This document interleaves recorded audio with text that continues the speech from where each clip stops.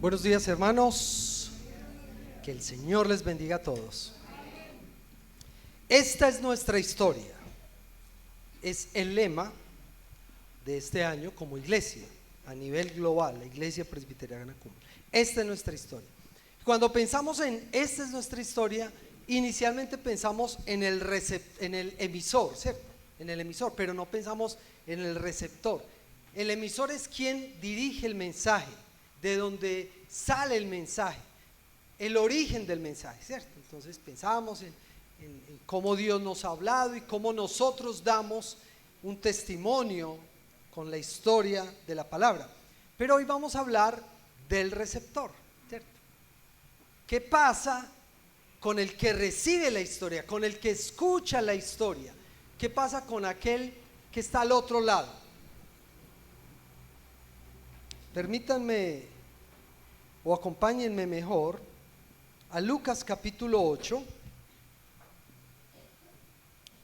versos 1 al 15. Lucas capítulo 8, versos 1 al 15. Búsquenlo por favor y juntos lo leemos.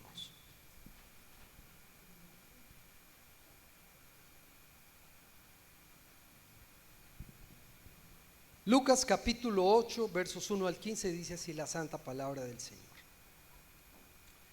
Después de esto, Jesús estuvo recorriendo los pueblos y las aldeas, proclamando las buenas noticias del reino de Dios. Los acompañaban los 12 y también algunas mujeres que habían sido sanadas de espíritus malignos y de enfermedades. María, a la que llamaban Magdalena, y de la que habían salido 7 demonios. Juana, esposa de Cusa, el administrador de Herodes.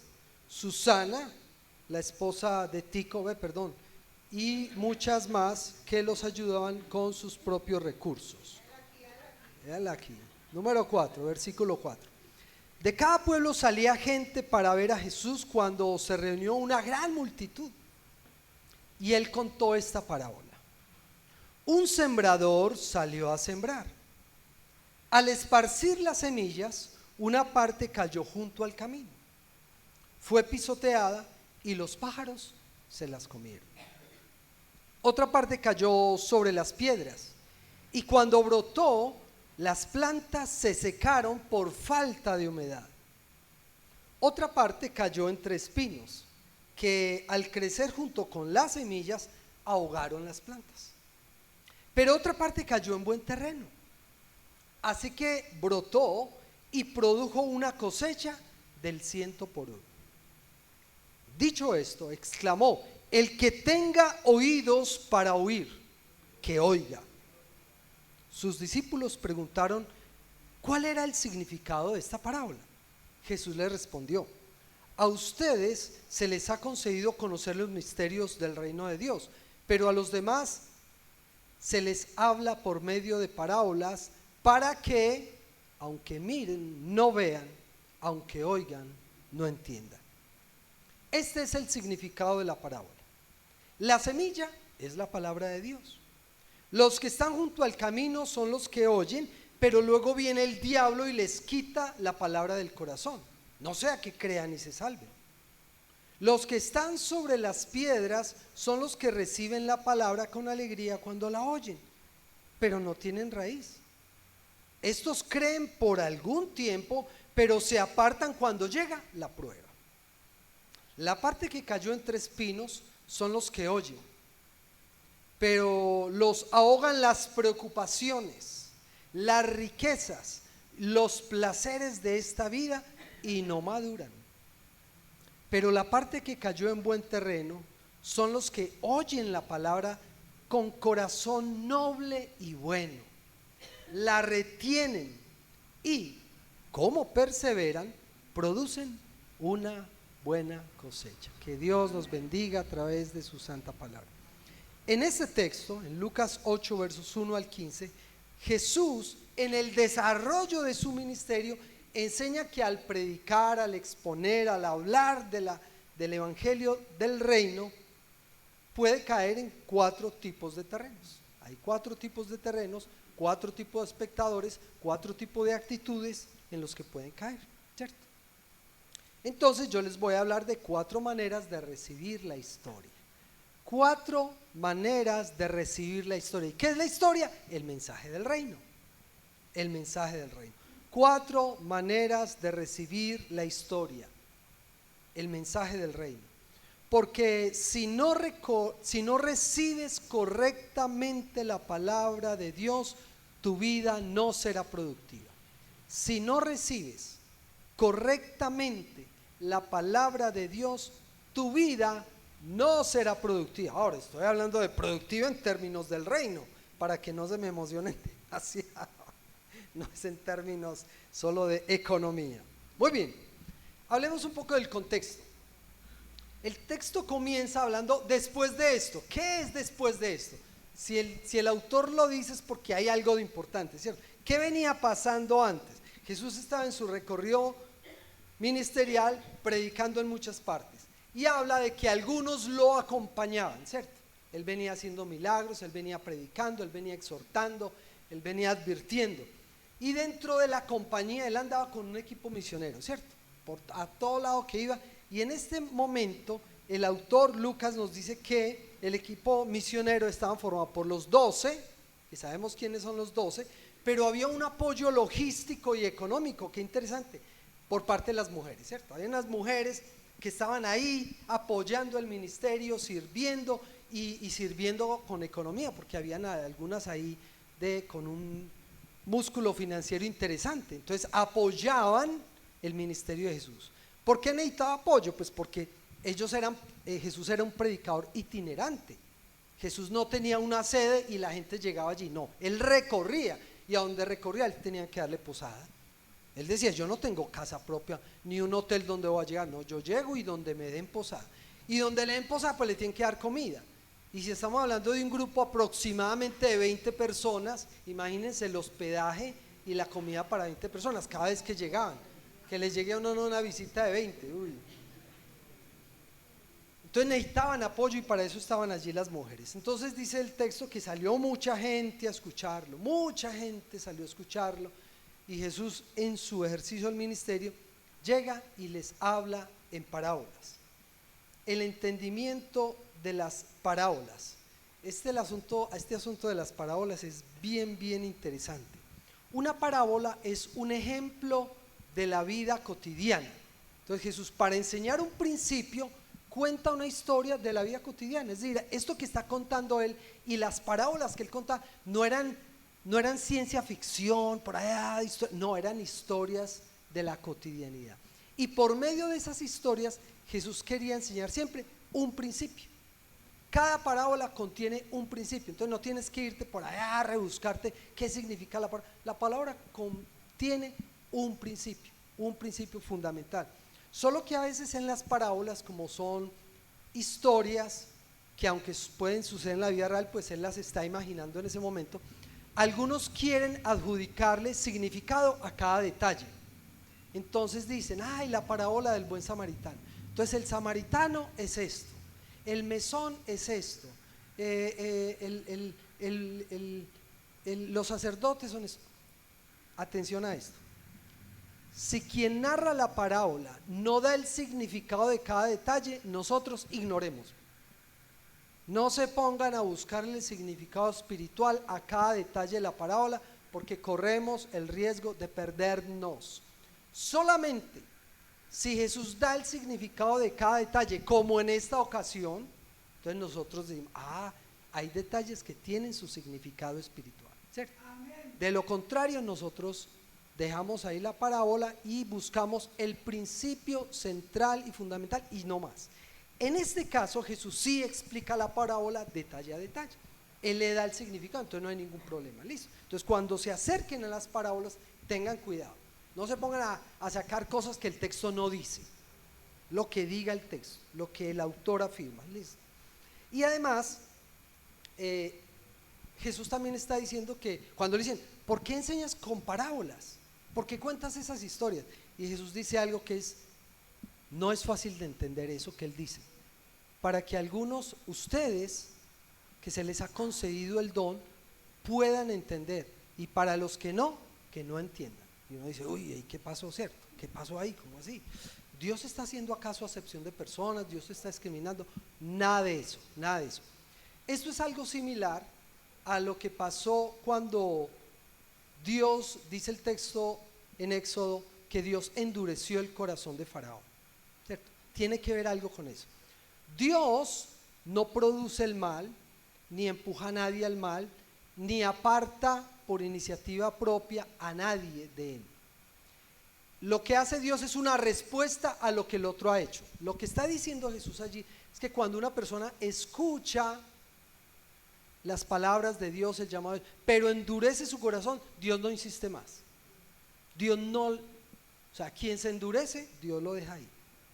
Pero quien va con una actitud humilde, una actitud de arrepentimiento, una actitud de reconocimiento del Dios Todopoderoso y de la necesidad propia, se abren las puertas del entendimiento. El Espíritu Santo obra para que la persona entienda más, pero no es que Dios esté discriminando, ni que Dios de entrada rechace a algunos, no. Aquellos que se acercan con actitud humilde, las puertas se le abren. Aquellos que se acercan con orgullo, con petulancia, rechazando y desconociendo al Dios, y de pronto intentan escuchar, no van a entender nada. Todo eso será locura para ellos. ¿Entendemos esa parte? Muy bien, entonces vamos a la parábola. La parábola dice que el sembrador salió a sembrar. Yo creo que el título de la parábola no es muy exacto. Yo creo que esta no es la parábola del sembrador, porque allí no hace una descripción del sembrador, hace una descripción ¿de qué? De los terrenos. Realmente lo que la historia hace es describir los tipos de terrenos, los tipos de audiencia o los tipos de actitud con los que yo le pondría otro nombre, yo pondría la parábola de los terrenos, ¿cierto? Recuerden que los títulos no son dados por Dios, no son inspirados. Los títulos que tenemos en la Biblia son puestos por los que han editado las Biblias. Entonces uno puede discutir los títulos. El contenido no. El contenido no es discutible, pero los títulos se pueden discutir porque son ayudas didácticas que han puesto los editores Yo le pondría la parábola de los terrenos, la parábola de los tipos de corazones o de las actitudes. Muy bien, pero entonces está diciendo que el sembrador salió a sembrar, y entendemos quién es el sembrador. ¿Quién es el sembrador? Y todo aquel que es vocero del Evangelio del Reino, ¿cierto? Dios hace de sembrador, Jesús hace de sembrador, pero nosotros también somos sembrados porque hablamos del Reino, contamos la historia. Entonces el sembrador es todo aquel que es vocero de las buenas nuevas del Reino. Señora, que lleva la semilla, que lleva la palabra, que lleva el mensaje. Y la semilla, eso sí lo deja claro Jesús sin ninguna duda, es la palabra. Y cuando hablamos de que la semilla de la palabra, ¿qué incluye eso? Incluye el evangelio de salvación, es decir, incluye lo primerito que uno da, el mensaje que es llamado arrepentimiento, pero también es toda idea o concepto que tiene su fuente en la Biblia. Cada vez que nosotros aconsejamos desde la Biblia, cada vez que exhortamos desde la Biblia, cada vez que damos un estudio desde la Biblia, de alguna manera estamos siendo sembradores, ¿cierto? Estamos extractando de la Biblia un mensaje. Cada vez que damos un consejo, una exhortación, cada vez que discipulamos, estamos haciendo de sembradores. Pero vamos entonces al corazón del asunto. 4 maneras de recibir la historia, 4 maneras de recibir el mensaje del reino. Porque si no recibes correctamente la palabra de Dios, tu vida no será productiva en términos del reino. Primera manera. La primera manera de recibir la historia la he llamado la manera insegura. Esa es la manera insegura. ¿Por qué? Dice que cayó junto al camino, ¿cierto? Esta es la primera opción, cayó junto al camino. Y la actitud, van a ver por qué le llamo insegura. Dice Jesús que cayó junto al camino y cayó y corre el riesgo de ser pisoteada. Cuando las semillas son pisoteadas, pues no alcanzan a germinar, el terreno está endurecido, queda maltratada la semilla o queda muerta, ¿cierto? No puede, y puede ser comida por los pájaros. Cuando Jesús da el significado de esto, porque nosotros no somos los llamados a decir, ay, entonces el camino significa eso y los pájaros son eso. No, no, no, no, no, no, no. Si el texto no lo dice, no nos metamos a enredarnos aquí la pita. Jesús simplemente dice que aquella semilla que cayó junto al camino está en grave peligro porque el diablo se la roba. El diablo se la roba, eso es lo que dice Jesús. El diablo se roba la palabra. Y valdría la pena aquí preguntarnos por qué en algunos casos el diablo se roba la palabra. Porque algunos permiten que el diablo se les robe la palabra que ha sido sembrada, la palabra que han escuchado, la palabra en la que ha sido expuestos. ¿Por qué? Porque la misma Biblia dice que el diablo es acusador, que el diablo es tentador, que el diablo es malvado y que el diablo es asesino. El diablo es el archienemigo de Dios, es ladrón, quita, aparta a las personas de Dios. Yo de alguna manera lo he dicho, yo no creo que el principal ministerio del diablo o labor del diablo sea hacerle a uno así, ¡bu! ¡Ay, qué susto el diablo! No, no, no. Yo creo que la labor del diablo es al contrario, atraer y seducir, cautivarte, atraerte de una manera que tú te sientas tentado para apartarte de Dios. La labor del diablo no es asustarlo a uno, porque pues si el diablo andara por ahí asustando a la gente correría a aferrarse de Dios. Pero el diablo no es tan bobito, el diablo lo que hace es seducir, atraer y convencer que lo que Dios está diciendo no es tan bueno como lo que él dice. Esa es la labor del diablo. Él es padre de mentira. Y entonces, ¿por qué algunos, sabiendo esto, permiten que su palabra, la semilla que ha sido sembrada, se las robe el diablo? ¿Dónde está la responsabilidad individual ahí? Lo que la Biblia dice es que si yo le abro puertas al diablo, él va a hacer lo que quiera conmigo. En la Biblia hace referencia que si yo me quedo fuera de la protección divina, voy a quedar a expensas del diablo. Lean en el Salmo 91, 1 y 2 y se darán cuenta. En la Biblia dice que si vivimos enojados todo el tiempo, le abrimos las puertas a Satanás. Lean lo que dice Efesios 4, 27. La Biblia dice que cuando nosotros no fortalecemos la fe y tenemos una fe débil, inmadura todo el tiempo, el diablo viene y arranca lo poquito que hay. Efesios 6, 16. Y también dice la palabra en 1 de Pedro 5, 8 y 9 que cuando somos débiles espiritualmente estamos a expensas del diablo. Cuando no nos fortalecemos, cuando no practicamos las disciplinas espirituales para fortalecernos y madurar, pues viene el diablo y acaba con lo poquito que hay. Es que si no recibimos correctamente la palabra, no seremos productivos. Y hay personas que escuchan y reciben, pero se quedan en modo inseguro. Modo inseguro es que no acceden a la seguridad de Dios, porque se quedan ahí. Y ahí donde están, corren peligro. Viene el devorador y se los...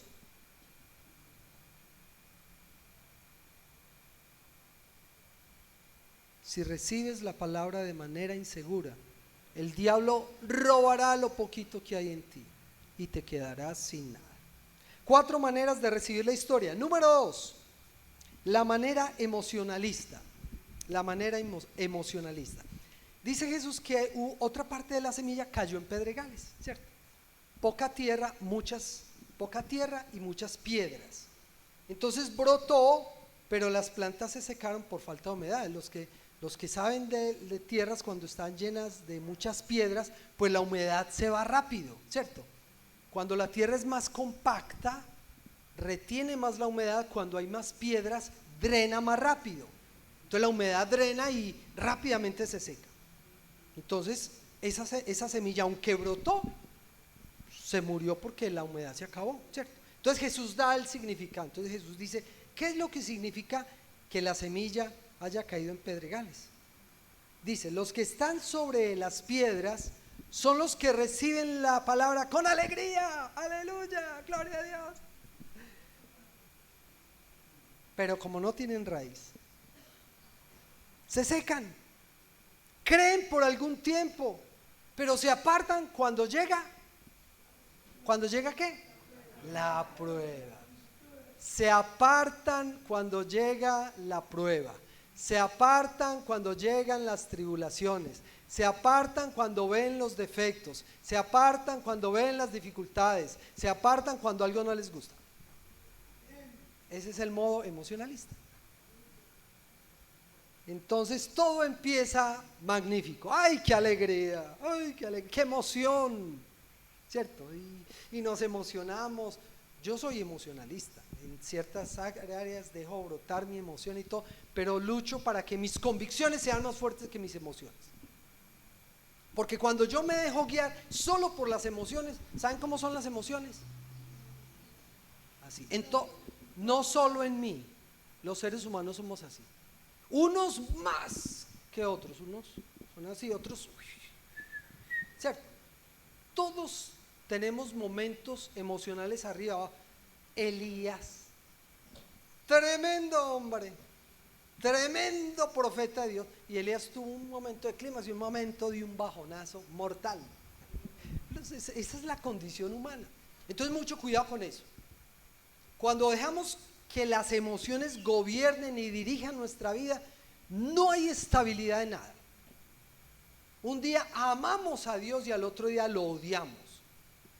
Un día queremos todo con Dios y al siguiente día no queremos nada de Dios. Cuidado con eso.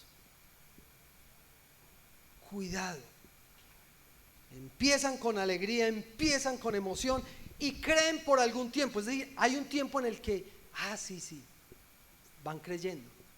Pero dice Jesús que llegan las dificultades y se apartan. ¿Cuántos de nosotros hemos retrocedido, nos hemos estancado porque se acabó la emoción? Porque es que ya no es tan emocionante, porque es que se acabó el primer amor, porque es que ya no siento lo mismo. Es que hace 20 años era tan lindo en la iglesia, pero ya no es lo mismo. Se acabaron las emociones. Y como vivimos por emociones, es que yo recuerdo en mi juventud cómo era de lindo. ¿Y te vas a quedar ahí? ¿Te vas a quedar en el pasado? ¿Te vas a quedar estancado?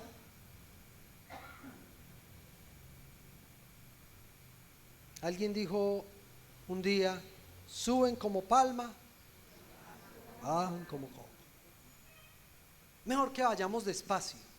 Algunos arrancan a 1000 y eso es... No, vamos despacio, tranquilos. Esto no es una carrera de velocidad, esto es una carrera de resistencia, de perseverancia. No es ir a la carrera, es mantener un ritmo constante. Ahí voy con el Señor, ahí. No es el que llegue primero, es el que persevere. Controladitos. Por ahí un discípulo le dijo: Señor, te seguiré a donde quiera que vaya. Y el Señor le dijo: cálmate, ventarrón. Tranquilo. Señor, te seguiré. Pedro le dijo: no, voy a morir por ti. Le dijo: no hables cosas que vos no sabes, hombre. Calmado, tranquilo, no te emociones tanto. Sí, muy rico sentir. Yo soy de sentimientos, pero las convicciones tienen que estar primero. Porque las convicciones nos mantienen más firmes que las emociones. Por ahí otro le dijo: no, Señor, yo desde niño he cumplido todos tus mandamientos. Y el Señor fue y le dijo: ve y vende todo lo que tienes. Chao.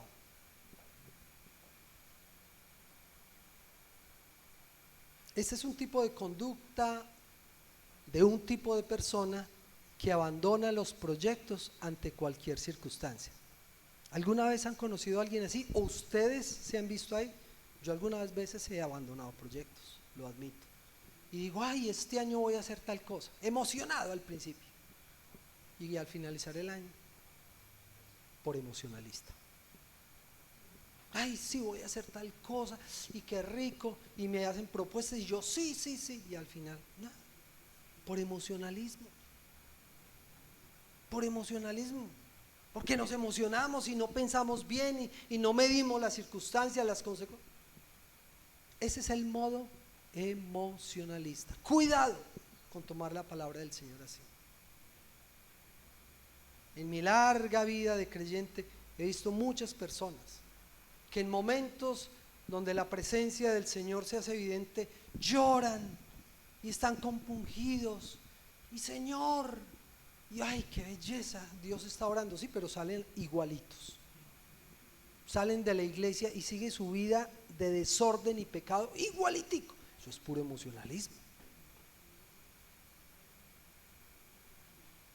A veces cuando hacemos eventos, retiros, campamentos, congresos, conferencias, uno llega emocionado de la conferencia, del congreso. Ay, no, qué palabra. ¿Cómo te fue? No, llegué ministradísimo. ¿Y qué cambios en tu vida vas a hacer? No, aquí yo escribí en la libreta. Hay 20 cosas en las que el Señor me habló y las voy a cambiar y al final del año, ¿cuántas hiciste? ¿Cuál encuentro? ¿Cuál congreso? Yo ya ni me acuerdo. Y llegó pero emocionado del congreso. Llegó llorando, no, qué belleza, tocado. No estoy acusando a nadie, yo he sido así. He ido a muchos eventos que llego como caminando en las nubes y después no sale uno con nada. Ay, ay, ay. El modo emocionalista. Número 3, el modo materialista. Este no es que sea menos malo. La semilla cayó entre espinos. Entonces, como cayó entre espinos, entre la maleza, creció con la maleza y ahogaron las plantas. Entonces Jesús le da un significado y dice: la parte que cayó entre espinos son los que oyen, pero atención a esto, pero los ahogan. ¿Qué? ¿Qué ahoga la palabra? ¿Qué ahoga la semilla? Las preocupaciones, las riquezas y los placeres de esta vida. Nada que ver con lo que sucede hoy. Eso solo sucedía en la época de Jesús. La humanidad ya superó eso. Hoy día nosotros vivimos sin preocupaciones, sin darle prioridad a las riquezas y sin buscar los placeres del alma. Yo creo que se ha agravado la cosa, ¿cierto?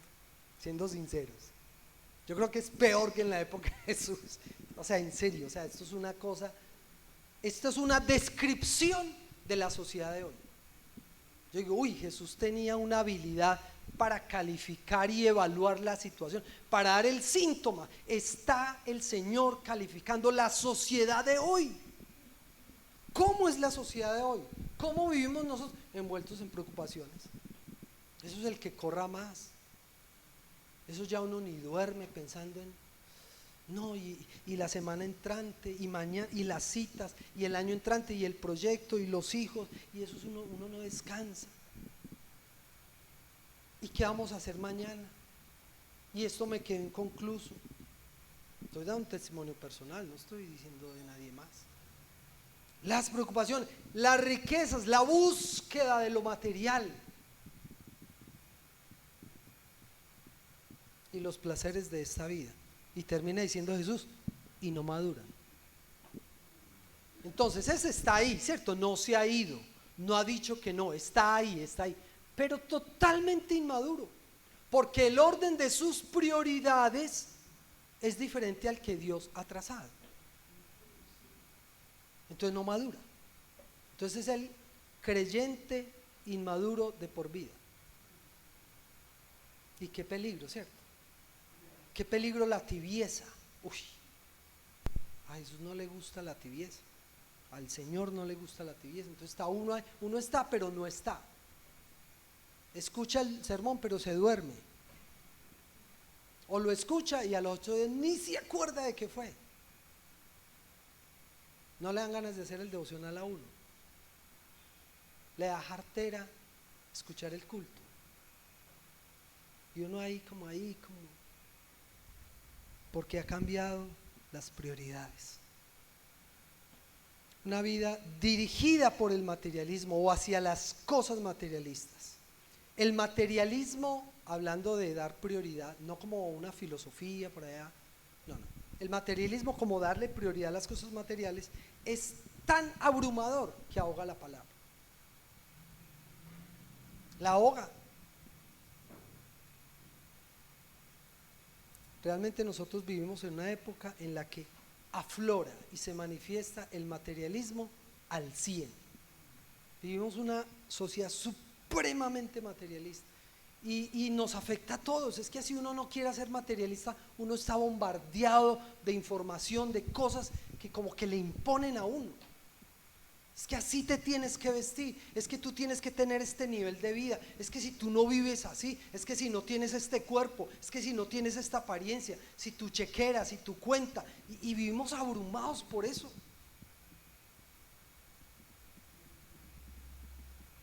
Las cosas materiales hoy, o la búsqueda de las cosas materiales, han desplazado los asuntos más importantes de la vida. Entonces hay familias abandonadas porque estamos buscando lo material. Hay salud quebrantada porque estamos en busca de lo material. Y lo peor, palabra de Dios a un lado, las cosas de Dios a un lado, el reino de Dios a un lado, porque hay que ir en busca de lo material, el éxito financiero, económico y social que nos merecemos. Es que yo soy un hijo del rey y tengo que vivir bien. Y finalmente el materialismo termina ahogando la palabra, ahogando el mensaje. Y la persona queda en nada, porque ahí está diciendo que se quedó inmadura. Su nutrición es tan pobre que se quedó raquítico o raquítica espiritualmente. 4 maneras de recibir la palabra. Afortunadamente hay una cuarta, ¿cierto? Hay una cuarta, porque hasta ahora el panorama está duro. La cuarta manera es la manera productiva, ¿cierto? En la que hay producción, eficiencia, hay proceso, hay fidelidad. La semilla que cayó en buen terreno. Afortunadamente hay buen terreno. Yo quiero hacer un buen terreno, Señor, para ti. La semilla que cayó en buen terreno. Normalmente el sembrador va lanzando, ¿cierto? Y pues aunque trata de ser de que caiga en buen terreno, pues siempre se van semillitas por todo lado, pero hay un buen terreno en donde algunas cayeron. Entonces dice el texto que brota y produce una cosecha al 100 por 1, es decir, producción al máximo, la mejor producción que se puede dar, porque cayó en buen terreno. Un buen terreno es aquel que tiene las condiciones físico-químicas, ambas cosas, físico-químicas, aceptables para que el cultivo se desarrolle, ¿cierto? Una semilla necesita unas condiciones de ese terreno, tanto físicas como químicas, para que la semillita brote, para que se desarrolle y para que dé un buen fruto. Cuando a veces el terreno no es muy bueno, entonces lo que hace el agricultor es poner ayuditas, ¿cierto? Fertilizantes y ayudar con sustancias para que esté mejor, ¿cierto? ¿Qué es lo que interpreta Jesús aquí? Él dice que algunos oyen la palabra, ¿cómo la oyen? Con corazón noble y bueno. Entonces miren, de entrada ya hay una buena actitud. No es, ay, qué pereza, me tocó escuchar, a ver pues, sale a ver pues, qué jartera, termine a ver qué es lo que va a decir. Pastor, termine rápido que tengo que ir a hacer el almuerzo. Tengo un poco de asuntos por atender. Termine pues a ver, termine. ¿Qué es lo que quiere decirnos? Escuchan con corazón noble y bueno. Es decir, ¿eso cómo puede traducirse? Con una actitud humilde de arrepentimiento. Es decir, Señor, ¿cuál es la palabra que tú tienes para mí? Yo recuerdo cuando en el seminario nos ponían a evaluar un sermón, habían 3 preguntas que eran sobre la parte técnica de la exposición del sermón y el manejo del texto, pero había una que era la más importante. Y los profesores nos decían, primero esa pregunta, ¿qué te habló Dios a ti? Porque yo puedo ir y evaluar la parte técnica de una prédica, pero si voy solo con esa actitud, voy a desconocer el mensaje de Dios para mi vida. Porque es que Dios habla hasta a través de burros, ¿sí o no? Y la prédica puede que técnicamente tenga sus fallas, pero Dios está hablando y es tan poderosa esa palabra que trasciende los errores humanos. Entonces primero es, ¿qué me dice Dios ahí? Y así debe llegar el oyente. ¿Cuál es la palabra, Señor, que hoy tienes para mí? No es, ay, la palabra para mi esposo, ojalá mi esposo escuche esto. Ay, para mis hijos.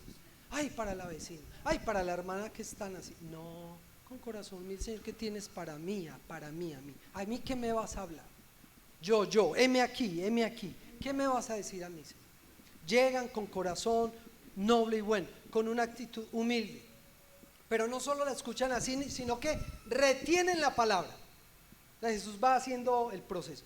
La escuchan de buen corazón, la retienen, es decir, meditan, memorizan, aprenden. Retener es guardar. Yo la guardo para mí. O sea, yo tengo que recordarla, tengo que haber aprendido, tengo que haber sido impactado por ella. Y después dice Jesús, perseveran en la palabra. Miren el proceso. Escuchan de buen corazón, retienen la palabra y perseveran en ella. Perseverar es tenerla presente por encima de todos los obstáculos. Yo la tengo presente, porque en cualquier momento la tengo que usar. Persevero en ella. Y producir la buena cosecha ya es la manera de actuar. Cuando mi vida es transformada por esa palabra que escuché de buen corazón, que retuve y que perseveré en ella. Produce una buena cosecha. ¿Qué es producir una buena cosecha? Producir un cambio de vida. Así de sencillo. Frutos dignos de arrepentimiento. Cuando escuchamos la palabra, hermanos, tiene que haber un cambio. Si no hay cambio, si no hay transformación, entonces somos los tres terrenos malos. Si hay cambio, yo ya me empiezo a ubicar en un buen terreno. Es decir, la actitud o la manera productiva. Cambio, transformación. ¿Cómo ha cambiado el Señor? Yo 20 años en la iglesia, ¿y cómo ha cambiado el Señor tu vida? Igualito que hace 20 años. No ha habido cambio, no ha habido transformación, no se ha arrepentido de sus pecados, sigue siendo la misma persona. Uy, cuidado con eso. Tiene que haber cambio, y si no, hay una falla. Entonces, cuando hay una buena cosecha, se produce un cambio, pero también se produce una vida abundante. No es un cambio presionado, aburrido, sino una vida abundante, una vida bendecida, una vida agradable, llena de gozo, que se le transmite a otros. He recibido tanta palabra que hoy le cuento la historia a otros. Esa es la manera esperada, esa es la manera en que Dios espera que todos nosotros recibamos la palabra, que seamos buen terreno. Tú y yo, ¿qué estamos haciendo con la palabra que recibimos? La palabra en el púlpito, la palabra en los devocionales, la palabra en los estudios bíblicos, la palabra en los grupos familiares, la palabra en todos los ministerios que recibimos. ¿Qué estamos haciendo con ella? ¿Cuál es nuestra actitud? ¿Qué tipo de terreno estamos siendo? Nuestra vida refleja hoy que somos un buen terreno, que hemos recibido la palabra de la manera productiva, es decir, que ha producido un cambio en nuestra vida, que produce una vida abundante. 4 maneras de recibir la historia, el mensaje del reino. La manera insegura, ojalá no tengamos esa. La manera emocionalista, ojalá hayamos superado esa. La manera materialista, ojalá hayamos abandonado esa, y que todos recibamos la palabra de la manera productiva. ¿Cuál es tu manera de recibir la palabra de Dios? ¿Cuál es tu manera? Vamos a orar y a pedirle al Señor que lo hagamos de la mejor manera, que cada vez que escuchemos su palabra podamos dar fruto. Dianita, dirígenos en esta oración, por favor.